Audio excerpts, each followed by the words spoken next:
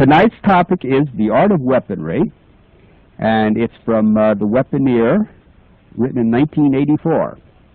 Men have been fascinated by weapons since the first true men selected weapons worth keeping. Sub-men obviously hurled rocks and sticks at game, predators, and other sub-men. But objects picked up and used once and then discarded are hardly weapons except in a legal sense. The true weapon was an object worth keeping and carrying around. Only when stones and clubs of the right shape and balance were appreciated and kept could the art of weaponry advance. Only then did man rise above the animals and dominate the earth. So the appreciation of weapons is an almost instinctive preoccupation of the most practical of our species. Moreover, danger to the system inspires far-sighted men to arm themselves and their fellows. The student of weaponry, as well as the professional weaponeer, is an asset to his culture. The more he knows, the more territory he can defend, either as an individual or by supplying less well-armed friends and neighbors. There is also a strong profit motive in making weapons to sell. The Poor Man's James Bond series details weapons of all kinds in all eras and explains how they work. In Volume 3, the 1883 gunsmithing course will be of practical interest to modern gunsmiths, gun collectors, and those who would like to reproduce or repair the old models. It also shows how the Afghans and Pakistanis make their guns, as there is a lot of handwork described. The other 19th century reprints of weapons developed before and during the American Civil War illustrates the intellectual interest in weaponry by our most respected ancestors. For those who like medieval weaponry to reproduce as working models or as attractive wall hangings to sell, the popular Mechanic series, also in Poor Man's James Bond 3, will be appreciated. The Poor Man's James Bond series also details improvised weaponry in the finest tradition. Regardless of the availability of conventional weaponry, you can feel secure. You will be able to defend your home and loved ones with the most outrageous infernal gadgetry imaginable. Your territory will be a nightmare of booby traps, mines, and alarm devices. Suffice it to say that although the knowledge in the Poor Man's James Bond series is legal, its application may be a felony, but that's your lookout. I take no moral stance. I will leave moral considerations up to the individual. Knowledge must be available to anyone who wants it for whatever purpose, whether practical or whimsical. Individuals who cannot be trusted with lethal knowledge should be put away. Responsible citizens must be free to do as they please and not be bound by restrictions normally placed on an irresponsible minority. I will not play the role of public guardian. I will not hold information from decent people because a few morons and psychotics might buy the books. As world civilization crumbles, the liberal hearts go out to the degenerates causing its fall. The decent citizen is ignored and increasingly disarmed. The predator is favored over his victim. With the Poor Man's James Bond series, I hope to turn the tide. Let the authorities remove the cancer from our societies rather than enslaving us on their behalf. If their rights are to be considered above ours, we have no recourse but to go for overkill. If dangerous parasites are to be favored over good citizens, then good citizens must become even more dangerous. This won't save our system, it's too late, but we will thereby defeat them and thus survive.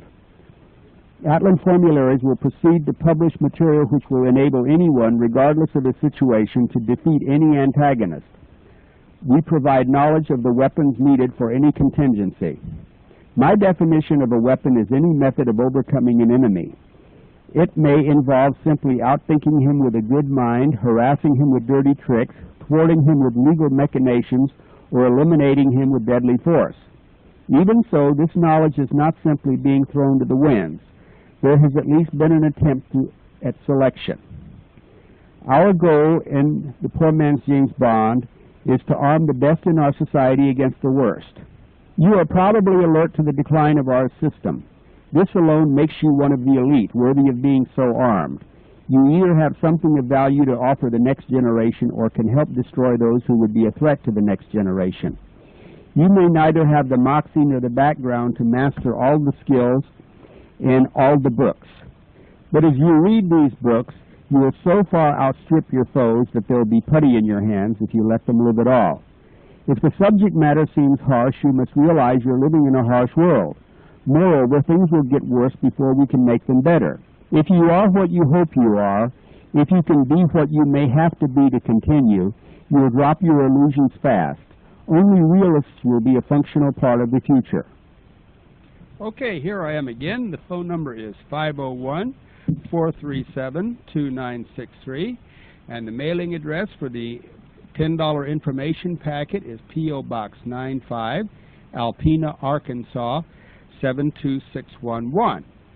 And for the $10, you get a sample copy of U.S. Militia, the only magazine for community defense, and Shoestring Entrepreneur, telling you how to sell anything you can make or grow, and your choice of Root Rot, the book about slavery written in the 19th century. Well, that is several articles written in the 19th century that completely puts the lie to Alex Haley's roots.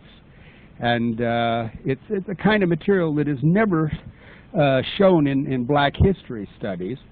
And it's a great book, and you'll love it. Or else, if you don't care for that, then order the Fuel book, which tells you how to make alcohol. And I'll tell you that when the collapse comes, anyone who knows how to make alcohol will be able to write his own ticket, because it's a fantastic way to make a living, because then there won't be any revenuers, there won't be any liquor tax, and anyone that drinks will beat a path to your door, and they'll certainly protect you from any looters. And I've had quite a few questions about the Corona grain mill, and it's $40 plus $4 UPS. It weighs 11 pounds. It'll last you all your life. And you order it, and it won't take but a week to 10 days to get it after we get your order. And nothing's happening. Well, this was a short editorial tonight, so don't wait until regular, because you start calling in. The phone number is 501-437-2963. Now, I'm getting my tire garden really on the way. I got about 150 tires, and I'm going to get about 150 more. And I have been reading up on tire gardens, and I got a question for someone out there, but in the meantime, I'll answer this call. Hello, Kurt here. Yeah, hi, Kurt. It's Stuart from New York. I just had a quick question for you. Okay, Stuart. I already got the info pack, and I put it in order, but I was wondering if I could get the two items on the fuel and the root rod at, if I send in some extra money. Well, I'll tell you what. Now, the root rot will cost $5. The next order you send in, just ask for root rot. And the fuel book, I'll give it to you free with any order.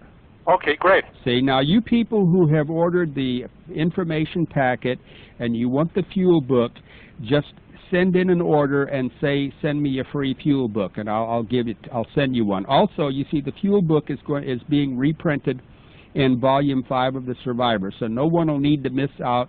And once I get Survivor Volume 5 printed, everyone will want one. Okay, great. Thanks a lot, Kurt. Sure enough, Stuart. Bye. Okay, bye-bye. Again, the phone number is 501-437-2963. The mailing address is P.O. Box 95, Alpena, Arkansas. And the question I want to ask from somebody out there, I've been reading up on the tire gardens, I know most about them anyway, but I see these pictured articles about how great tire gardens are, and I'll try to get in that question. Okay, here I am. Hello, Kurt. Yes. Yeah, my name is Paul. I'm calling from Western New York. Paul. How are you doing, Kurt? I'm doing great. Do you know how to turn tires inside out, Paul? No, I don't believe I've ever tried to do that. But well, you see, the thing is, to make the tire garden, you drill a 1/4-inch hole in just right up to the tread, and then you put the saber saw in the hole and you just cut around it. See, okay, now that's the first step. That's what I've got, and it makes for a good tire garden. But what I'd rather do is turn it inside out. That makes it much nicer. That way you don't need to paint the treads, because you get all the paint in the treads there, and that's just a waste of paint. Also, they would look nicer. So, Paul, you don't know how to do it. I'm sorry, Paul. No, I've never tried to do that, although I am interested in gardening, but I've never never attempted tire gardening. Well, you ought to do, because that's the raised bed. You've heard of the raised bed principle, haven't you? Sure. Okay, you got your automatic raised bed. The tires will never wear out. They don't cost you anything. And you go to your tire selling place, and they'll hug your neck if you'll take them away free. Okay. So you've got your you've got your raised bed free. Now all you got to do is put the soil in there. Yeah, I see. So if anybody out there knows how to turn a tire inside out once you've got it cut, I'd sure appreciate that. It seems terribly simple, doesn't it? Yeah. I tried it. It can't be done, at least not with the human strength of one person. Yeah, I'm kind of interested in that. I'm probably going to be putting a garden in this year, and I'll give that a try for sure. Well, you ought to do it. Now, if you can't turn them inside out, don't worry your head about it, because you still got about the same space, but they just look nicer if they are turned inside out. Sure. Well, I'm calling in reference to your editorial. I found it quite interesting, and I have not yet subscribed to your packet, but I am thinking very seriously about doing so. I've been listening to your program for the last few weeks. Yes. And you have a lot of good things to say. Well, I tell you, the issue 4 of U.S. Militia is at the printers now. They called us today about the cover, and it will be printed in a few days. And instead of giving issue 1 or 3, as I have been doing in the information packet, I'm going to put an issue 4 in there, and it is among the best. It's fantastic. It's got a great story about Clarence. It's got a great editorial. It's got a great section on the Revolt Against Civilization by Lothrop Stoddard in 1922. It's got one of the best chapters in Wheels of Rage.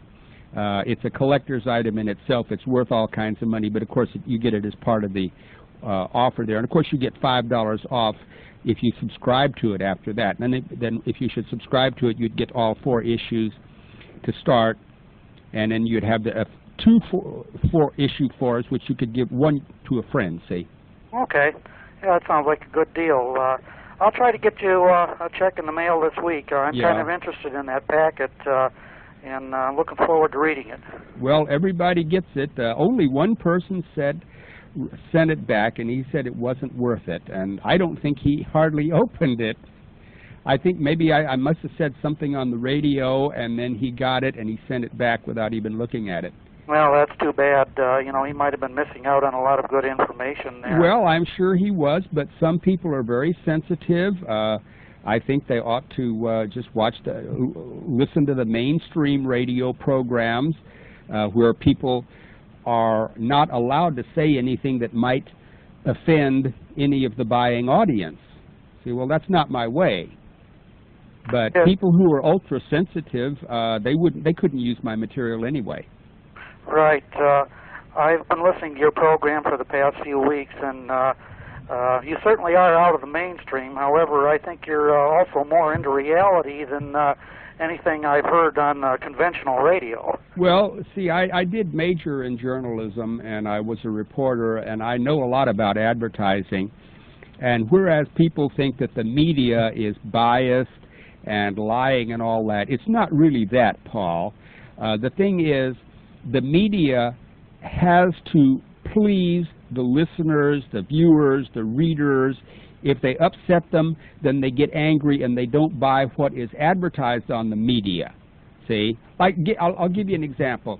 You probably remember a few years ago when there was a lot of outcry about little kids getting into used refrigerators, thrown away refrigerators. Sure, they're suffocating. Okay, so this TV station had a very good TV story on that, a drama about a little child who had gotten in there, and of course they saved him at the last second.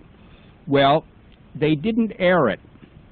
Now the reason they didn't air it was because one of their advertisers was a manufacturer of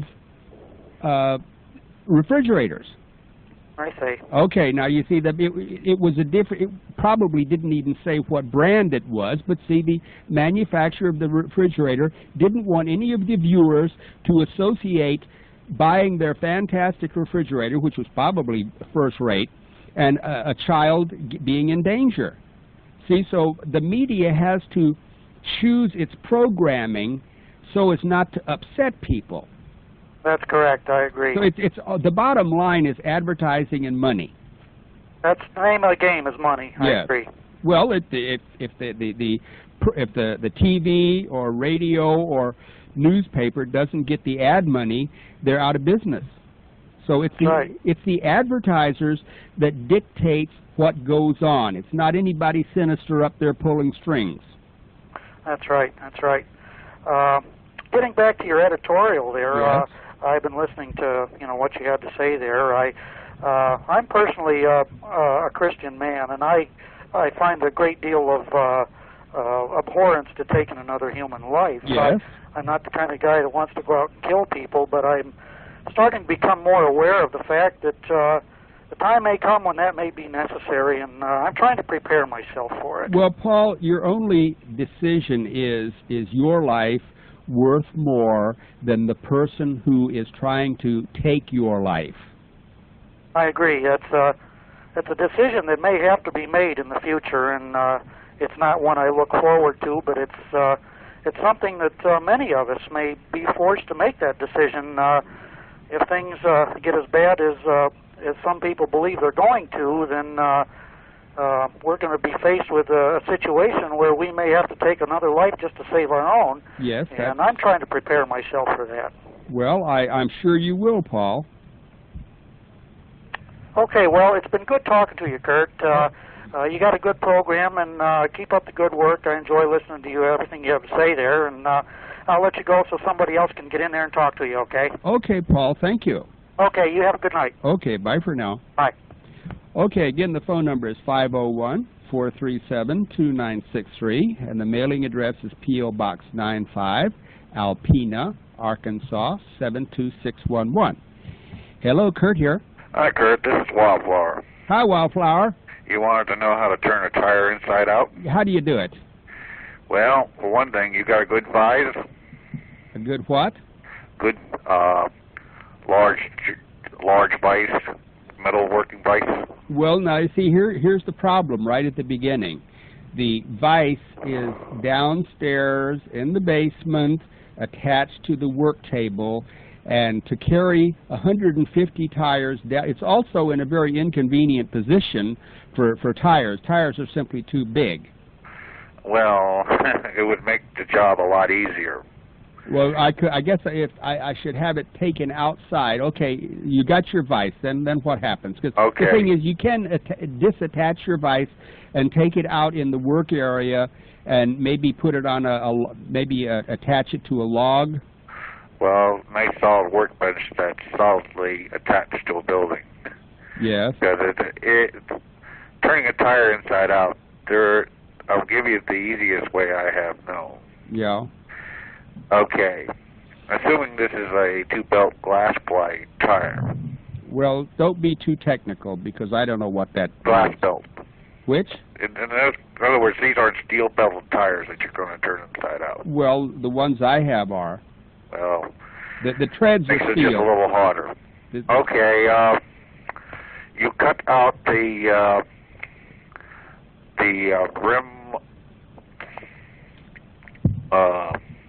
rim support there. Yes. Well, I cut it out up to the tread. Yeah. You cut it up to the tread? Yes. Okay.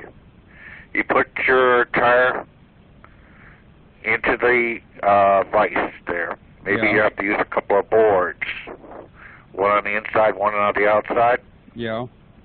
And the tire is placed so that sitting in the vise, the tire is away from you.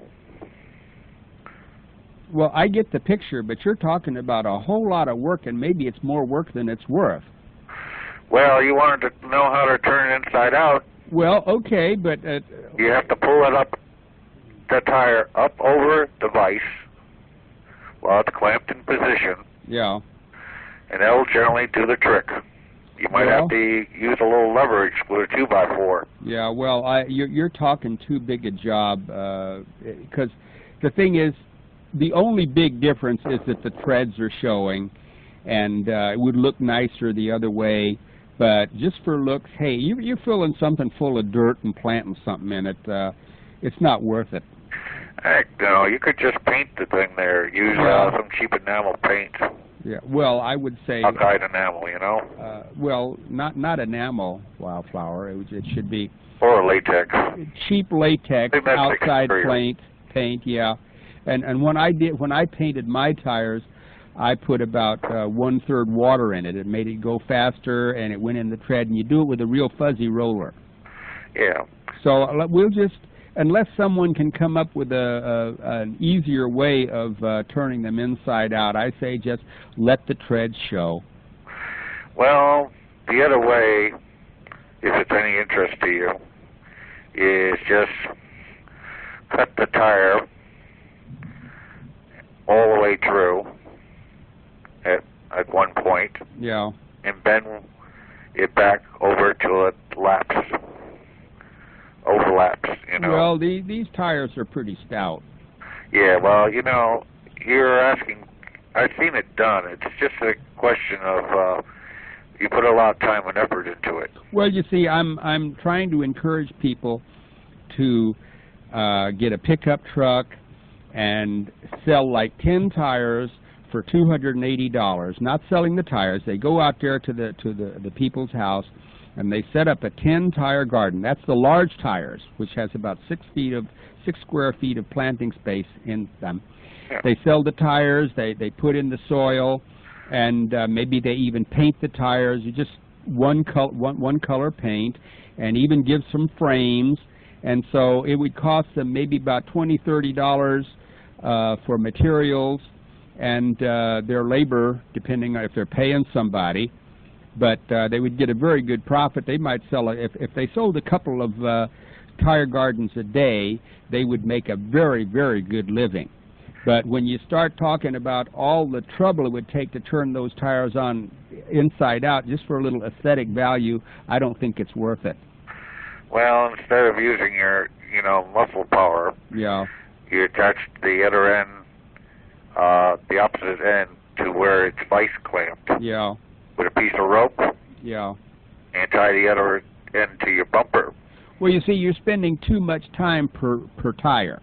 Well, this is the thing is you want to turn something that's not normally inside out. Yeah, we see my method, it wouldn't take you but, about an hour to process 10 tires, or even less, because it takes about 5 minutes to cut each tire. Right. See? And maybe a minute to paint it with a fuzzy roller. But you start using a truck and vise and ropes and 2x4s, and no, it's not cost effective, Wildflower. Yeah, well, I've seen them out use it in the, I've seen a picture of one person with a tire garden, and he was using truck tires there, the big ones there. Yeah. And he stacked 2 of them up there because where he lived there, the soil's very hard. Yeah. And he wanted some shade trees. Yeah. And that's what he was using, like a large pot to plant the trees. Yeah. Okay, well, something like that. And, of course, if an individual wants to do it for himself, but I'm thinking about people selling tire gardens, and it would take up more time than it was worth. Yeah. Well... What would that about it, Wildflower? Well, about your alcohol book. Oh, the alcohol book, okay. I agree that it'd be far better just to go back to drinking the stuff than putting it into your engine. I've never suggested putting it in your engine. I can't imagine anybody stupid enough to make a couple of gallons of alcohol and put it in his car when gasoline is maybe $1.25 a gallon, and the gallon of alcohol is worth maybe $30. Yeah. For alternative fuel for the car, they should look into maybe methane, methanol, yeah, wood gas, yeah, or the guy the other night there talked about acetylene gas. Yeah, acetylene torch. Yeah. You get your calcium carbide there, about a 55-gallon drum. Yeah. And you just rig up yourself a water generator. Yeah. You slowly drip on a small pile of it and take the gas collected. Well, that might be. Oh, and incidentally, getting back to the alcohol, right now it is illegal to make alcohol, but in the book it tells how to get your permit and all, and that's governed by the ATF.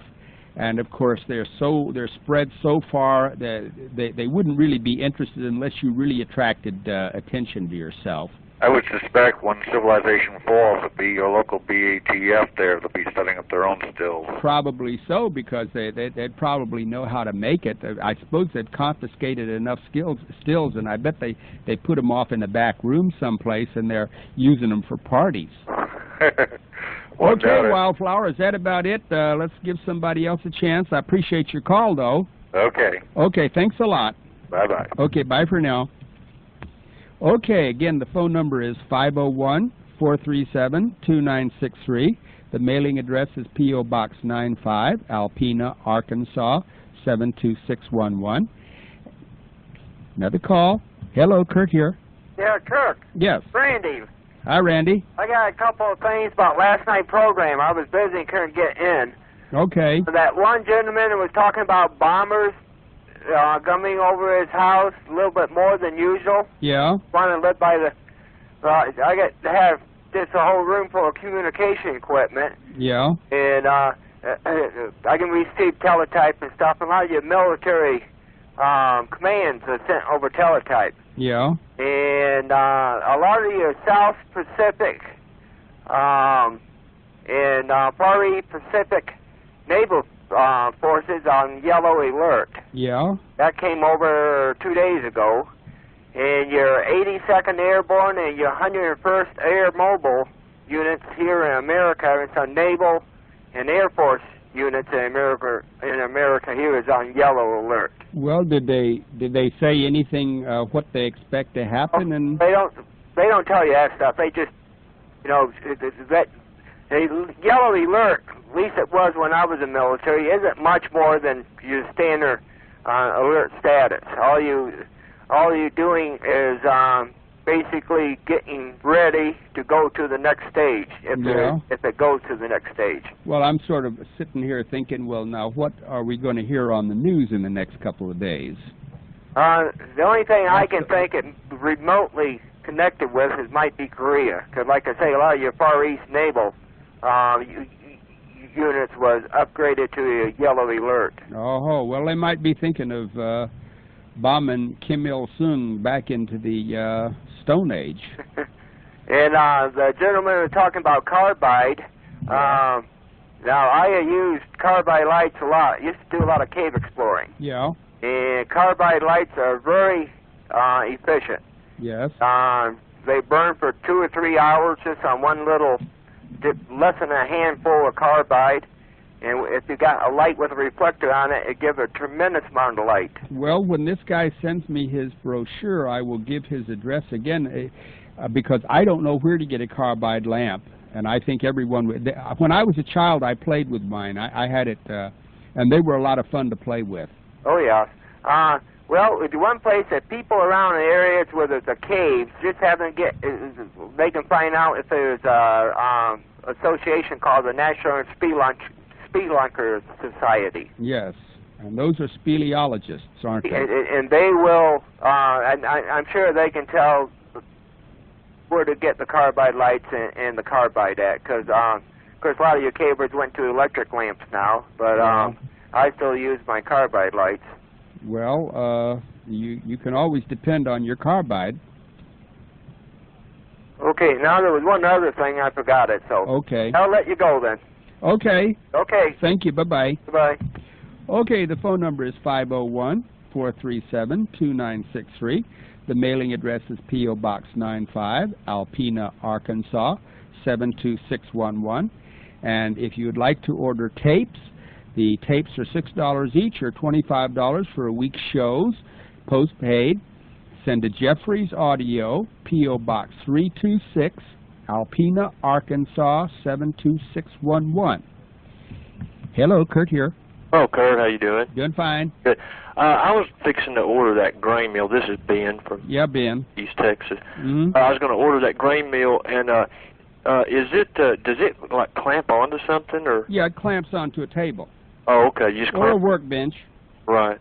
Okay. And see, unfamiliar with this. Yeah. You know, you buy the corn or the grain, whatever from the store. Now, when you grind it, what do you do with the hull and everything? Does it separate, or you sift it, or what? No, the hull is in there. I mean, you eat the hull. Oh, okay. If you're talking about corn, that's no consideration. Oh, yeah, right. Yeah. Okay.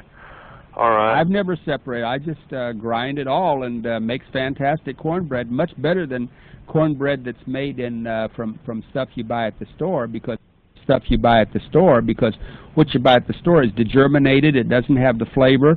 They take the germs out of it. That is the oily part, so that it will store longer. And I guess that's all most of the nutrition. Well, a lot of the nutrition is there too. Yes. Right. So this way you get it. Your grain is fresh, and it tastes better, and it's got all the vitamins and minerals in it. Okay. Well, good. Good. Because if you buy the cornmeal with the grain with the germ in it, right, then that'll cost you 40 cents a pound as opposed to about 28 cents a pound. Yeah, I've heard you talking about that. And you know, I'm going to try to store some too. Now, if you get the Poor Man's James Bond Strikes Again tape, then it shows where I demonstrate the mill. Yeah. What it looks like and how it works. Of course, the one I demonstrated is an old one 30 years ago. Right. But it works just as good now as it ever did. Yeah. And it works fine. Okay. And I mean, for $40, you're getting something that will last you the life of your great-grandchildren. Well, we don't have that long. Yeah. Well, let's hope that you'll have great-great-grandchildren. I mean, the idea of surviving is to carry on your line. Right. Well, I think that, you know, I think things are fixing to wind down, I think, before all that happens. I was going to tell your listeners, too, about the newsletter again. It's a Christian viewpoint of survival, and, you know, that guy was talking about guns a while ago and about taking somebody's life, and, you know, I talk about some of that in this and get other people's views as far as from a Christian view. It would be hard for me to take somebody's life myself. Well, that's only normal if it isn't hard for you to take somebody. It's not hard for me to take someone's life if they're threatening me. Well, yeah, but they've got a soul, and they're gonna. Well, my motto is, if you don't care, I don't care. Yeah. Well, that's your motto. See? Hey, let me give my address if you don't. Well, I mean, just let me qualify that. If someone wants to hurt me, I don't owe him anything. Right. And if he wants to risk his life and his soul, then I don't care.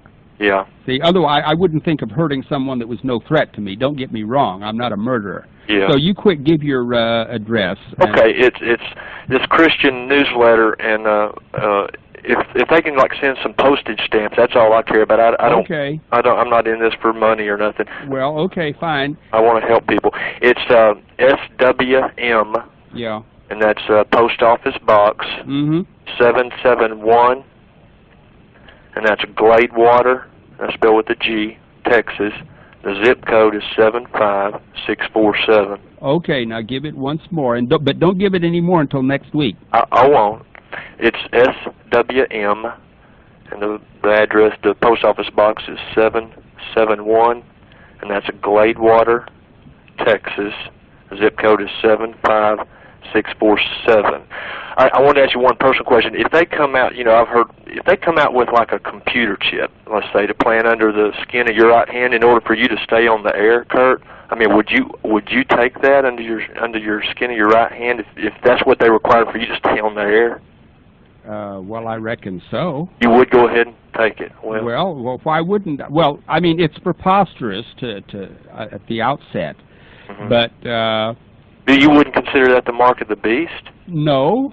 Why? Well, because would it be 666? Well, come on now, give me a break. I cannot I can't conceive of any program like that being set up. But if it was set up, if that was the only way that I could communicate with people, I would submit to it. Well, that's probably what most of humanity will do, unfortunately. Well, I've read that about the mark of the beast anyway, but it's more a stamp than anything else. It has to do with buying and selling. it's sort of like a credit card. Right. I think as far as the mark of the beast, if you could interpret, everyone has the mark of the beast because everyone has to have all kinds of identifications. See, when the Bible was written, people had no ID. Mm-hmm. See? Now, I got my driver's license. I got my Social Security. People with credit cards. It's got part of the your system. telephone number. Yeah, it's part of the system. All part, and I think the system is part of the beast. Is the beast? Okay. The Bible talks about. Okay, you go with that, but you see, I think that when the Bible was written, people didn't have credit cards. They didn't have phones or anything like that. But the Bible was God inspired, and it. Well, regardless. See, they were very. The future, the future of the mark of the beast was something in the last days that would. Well, possibly so, but you see, in those days they couldn't conceive of the kind of identification people have to carry around to function in their society. We have to have all kinds of identification. Yeah, if you want to stay in the system, you do. That's right. But if you want to drop out of the system, if you drop out of the system, if you want to drop out of the system, you have to live like a rat. Not necessarily. Yes, you do. Because you might get persecuted and laughed at, but you don't have to live like a rat. I don't think you'd be persecuted and laughed at. The idea is to drop out so that nobody knows. Now, I lived in the slums, and I hung around the really slum areas, and there are people there with no identity, living like rats, sleeping in the alley. The people who sleep on grates when it's cold, they may not have any IDs. They may not need one, but I wouldn't want to live like that. Mm-hmm. So as long as I've got... I'm talking about intelligent people that have foreseen and planned and have them a place paid for, and if God protects them and lets them stay there, then that's what I'm talking about, not sleeping on a grate. Well, I know, but I'm just trying to give you a frame of reference. I see. The person who wrote that about the mark of the beast, all of the... that was John the Revelator, John. I know that. Okay. But the person who wrote that about the mark of the beast could not have conceived of all of the identification that we have to have now, whereas in his time, only the people around you knew who you were. He could have foreseen that if he was given a vision from God. Well, he may and he may not. I'm not going to argue theology with you. Right. I just wanted you to have a frame of reference about the time it was written and their idea of IDs. Right. And what we have to have now is IDs. And as far as an implant, I can't conceive of that, but I would rather keep my lines of communication open than to get defiant with them. Right. Well, okie doke. Well, it's good talking to you, and I'm gonna order that grain mill because we're gonna need a lot of. I think all Christians need to order that, and they need to have it on hand. Well, Buddhists need it too. That's true. That's true. Okay, buddy. Take care, Kurt. Okay, bye for now. Bye-bye.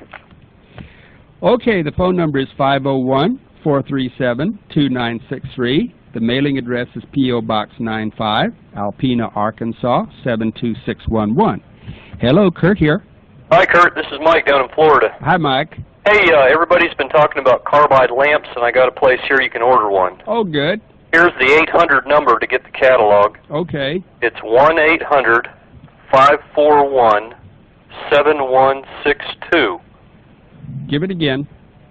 1-800-541-7162. Okay, and how much do they cost? $27.98. Yeah. I remember when I got mine, it was less than $1. Well, of course, I was just a child. Yeah. Well, these say they're a premier brass miner's carbide lamp, handmade in England. It looks pretty good. They got a picture of it here. Oh, they're very nice, and I suppose they're worth that. Yeah. Well, they sell carbide too, but I don't think the price on that's very good at all. No, I think you better go to any big hardware store and see if they stock it, because the last time I bought carbide in Harrison, it was 2 pounds for $4. Oh gosh, this here is $2 for a half a pint. That's ridiculous. Well, I guess that fellow's going to send you some information on how to get it. Well, I'll bet his carbide lamps are much cheaper too. Well, that could be. That could be. Well, this is an option, but this is a good catalog to have anyway. They sell a lot of things for cleaning rifles and tools and so forth. So well, it's an 800 number, not going to cost anything to call or for the catalog. Right, get a catalog. They got a lot of good stuff in here if you're interested in how to take care of your weapons. Okay. Okay, Kurt. Thank you very much. All right. Bye-bye. Okay, the phone number is 501-437-2963. And the mailing address for the $10 packet is P.O. Box 95, Alpena, Arkansas. And you get a $5 refund on either subscription to U.S. Militia or Shoestring Entrepreneur. And I want you to tell whether you want the book giving the laugh to most of this nonsense about slavery or the book on how to make booze. Hello, Kurt. Oh, well, sorry. Yeah, well, here I am, yes. I got flustered. Well, of course you are. I'm old. I'm old and I'm sick. Well, so I got some kind of problems. Yes. You know, you're talking about carbide lights, you know. This is Kurt Saxon, right? Yes, it is. And you were talking about carbide lights and yes. carbide and things like that. Mm-hmm. Layman's non-electric catalog, Kidron, Ohio. For Amish people, they have carbide lights and carbide, although the carbide is rather expensive. Well, it shouldn't be. But it is. I mean, so what are we going to do? But anyway, they have it. You know. Well, you see, if you grain mills and things that you talk about. Yeah. So now, maybe you can enlighten me. Yeah. So where should I saw in a magazine the art of making primitive bows and arrows. Yes. Now, so where can I get information? I call it. Well, you can get that from volume 3 of the Poor Man's James Bond. It has the best section on how the Indians made their bows and arrows. That's exactly what I like. That I've ever seen. Osage orange, and out here in Georgia we call it, I can't think what they call it, but it's different. But that's good wood, you know, the wood that you use and how you do this. I don't want to kill anything, I just want to know how to do this, you know. Well, volume 3 is the... Volume 3. That's the one that I like best because it is so entertaining. Yeah. And I've caught your show a couple of times, and you're talking about a long time ago and the things that our parents and grandparents and the knowledge that they had. Yeah. What I would like to regain, you know. Well, if you order anything, then you'll get a sample copy of the Shoestring Entrepreneur, which is my catalog. Well, it's a publication in itself, but the last 3 or 4 pages is catalog, tells all about my books and tapes. But what you would love is the Survivors, because that's an that's an encyclopedia of 19th and early 20th century science and technology. Everything that your great-grandparents did, like in Volume 4 of this Survivor, has the complete text, over 400 pages, of Mackenzie's 10,000 recipes from 1865. Every kind of thing you want to do, business, well, not business, but trades, crafts, and of course that's just part of the Volume 4. It's got a whole lot more than that, because every volume has about 4 to 6 books, plus assorted articles on trades and cottage industries and things like that. Yeah, but on the tires you were talking about earlier, when you're hungry, who cares what they look like? You know? Yeah. Well, it's just a basic thing. I think they would they'd look a little nicer if they were turned inside out, but if it's going to be all that hungry, you don't care, right? If it's going to be all that trouble, it's not worth it. No, it's not. I wouldn't think so. Yeah, well, you know, now, what I was talking about, when I was a kid, like back in the 50s, I ate all this shredded wheat just to get these straight arrow and Nabisco cards out there that tells me how to build this and that, you know. Yeah. I don't guess you ran into those things, but I love knowing how to do things like that. You love the Survivors. Yeah, I guess so. So I might take advantage of your offer there. Well, thank you, but listen, Layman's non-electric catalog, they have the carbide, and they're up in Kidron, Ohio. Yeah. And they have anything that you want to survive like that, you know? Yeah. The grain mill, I was thinking about getting one of those. They're like built for a lifetime, too. Well, it's probably the same. The stone burrs, they have the steel burrs, you know, whatever. Yeah. You know? Well, the steel burrs is best because the stone burrs, they Well, yeah, the stone is for like non-oily, like sunflower seeds and things. But steel burrs will do that. But now they say, they say lies, I suppose. But anyway, for corn and things like that, I would think stone. Some people might prefer it, but steel, I would go with steel. I would go with the steel. If I was chipping out flint arrowheads and somebody give me a piece of steel, I think I'd hit heaven, wouldn't you? I reckon. Take care. Okay, buddy. Bye for now. Bye. Okay, the phone number is 501-437-2963. The mailing address is P.O. Box 95, Alpena, Arkansas, 72611. Hello, Kurt here. Yeah, hi, Kurt. How you doing? Doing fine. Say, did you happen to write down the 800 number? Oh. I was outside stacking wood and I heard and I couldn't get inside fast enough to get a pen. Well, maybe he'll give it again sometime, or maybe somebody else, maybe the next caller wrote it down, and he will, when he calls, he'll give it over the air. Yeah, right now that's a heck of a good price on those carbide lamps. That's a good, $21 is a good. 27, I think you said. 20, that's a good price. Because the guy that called yesterday said we had the lamps and everything, because we can't beat that price. Because we're just a small little back home company, and we can't beat that price. So they ought to go ahead and call that number, I think. Yeah.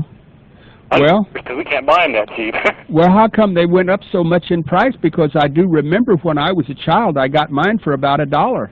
Oh, I think it's just like everything else, inflation. We're talking about 50 years ago, sure, but even so. Yeah, and like I say, the ones they're selling now aren't near as good quality as ones that were made, even 10, 15 years ago. Probably not. Well, in another, for instance, I bought my Corona grain mill 30 years ago for $12, and now they go for $40 plus $4 postage and handling, and that's about as cheap as you can get that model anywhere, and a lot of places sell it more expensive. Yeah, so unfortunately, everything's going up. Yes.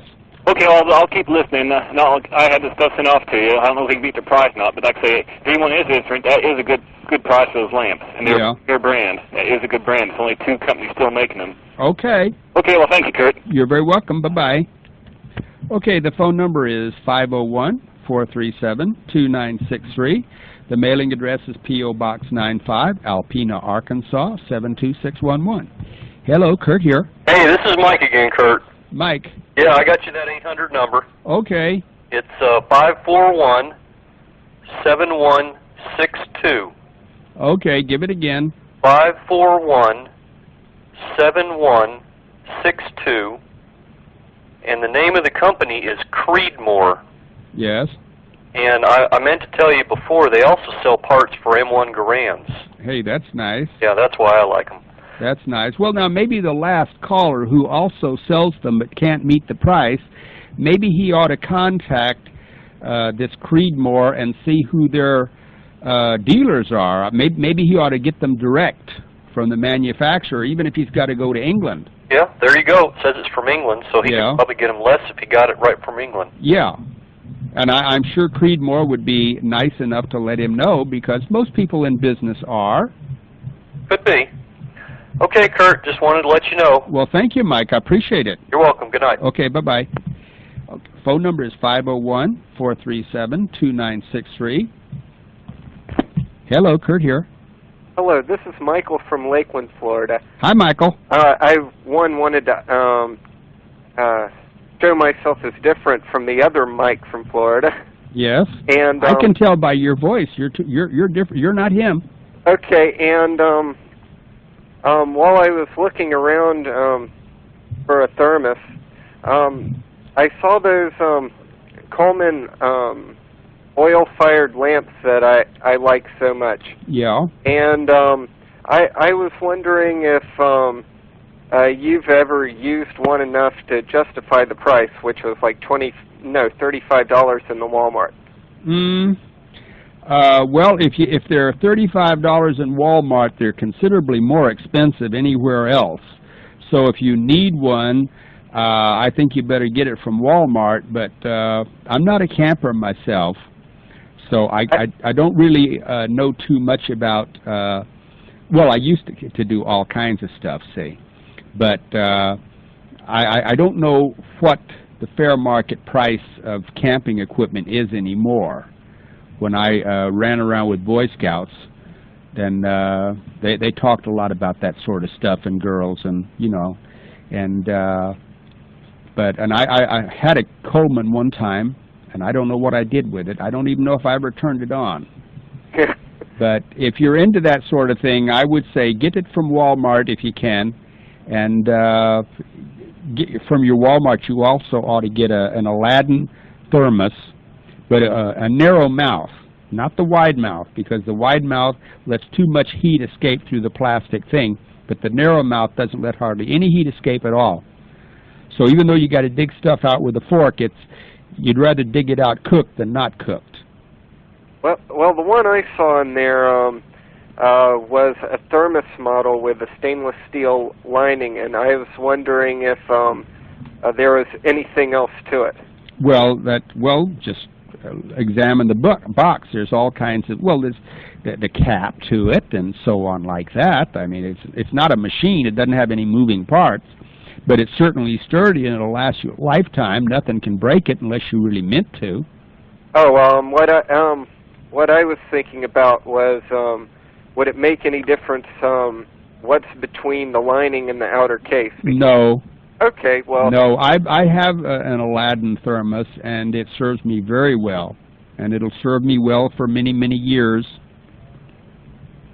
Well, the one in Walmart was $21.95, and there was another for $19.95.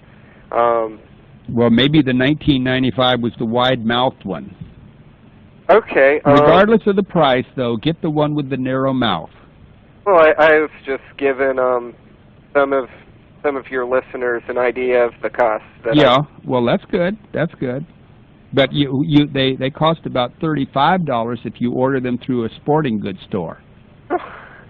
No, I don't think I'm going to do that. Yes. Well, I thank you very much. Well, you're very welcome, Michael. Have a good night. You too. Bye for now. Okay, the phone number is 501-437-2963. The mailing address is P.O. Box 95, Alpena, Arkansas. Hello, Kurt Saxon here. Oh, Kurt. Calling from Central Canada. Uh-huh. Never called you before. Have you had any calls from up here? Quite a few. Quite a few. I heard you earlier this week talking about Waco. Yeah? Seems to me you don't know very much about it. You know, I don't it sounded like you've been brainwashed by the FBI and the ATF. I certainly have been. You have, yeah? Yeah, I have That's what I thought. Definitely.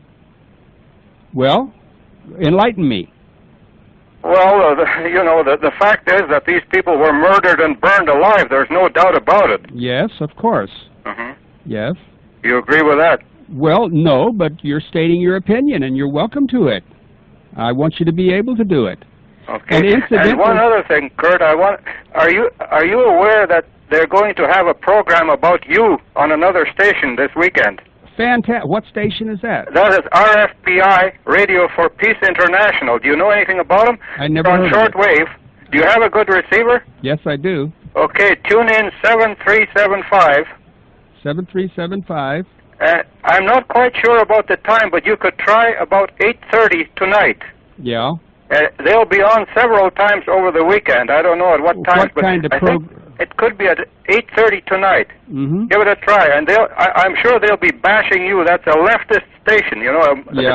It's a Marxist station. Oh, I'd love to. Last weekend they were bashing Tom Valentine. Well, if they were calling him a racist and a bigot and everything else. Well, if they call him that, what do you think they'll call me? Yeah, just watch. Yes. Well, you should try to listen to that. If I get it, I'll tape it and I'll play it back to my listeners. I'm sure they'd get a kick out of it. Okay, maybe somebody else knows more about it and can give you the times. That would be good. Oh, incidentally, now since you're from Canada, I had a visitor from Canada who sells my books up there, and he says that the Poor Man's James Bond series is no longer banned in Canada. Oh, I don't know about that, but you know... Well, he sells books up there. He takes them across the border, and we send them to him in Washington State, and then he drives across the border, and the customs people look at his stock, a Poor Man's James Bond. It's not restricted, and off he goes. I didn't know that, because we're living in a police state up here. Do you know that? Yes. Well, they've... We can't even take cigarettes from one province into the other. We can get a two-year jail sentence for that. Yes. Well... That's how far we are. Yes. Anyway, the Poor Man's James Bond are not judged like cigarettes. So the people in Canada can own the Poor Man's James Bond. Uh-huh. Well, I'll cut it off for now, Kurt. I just wanted to let you know about that broadcast. And don't forget at 8:30. Okay, I'll see if Kerry can maybe tape it, and we'll play it back to y'all. And I sure appreciate your call. Yeah, bye for now. Okay, bye for now. Okay, the phone number again is 501-437-2963. Hello there. Hello. This This is Brian from Louisville. Hi, Brian. Let's make you our last caller. I have a catalog here full of camping equipment. I thought there might be some listeners out there that'd be interested. Yeah. It's just got a variety of everything. Well, what's the name of it?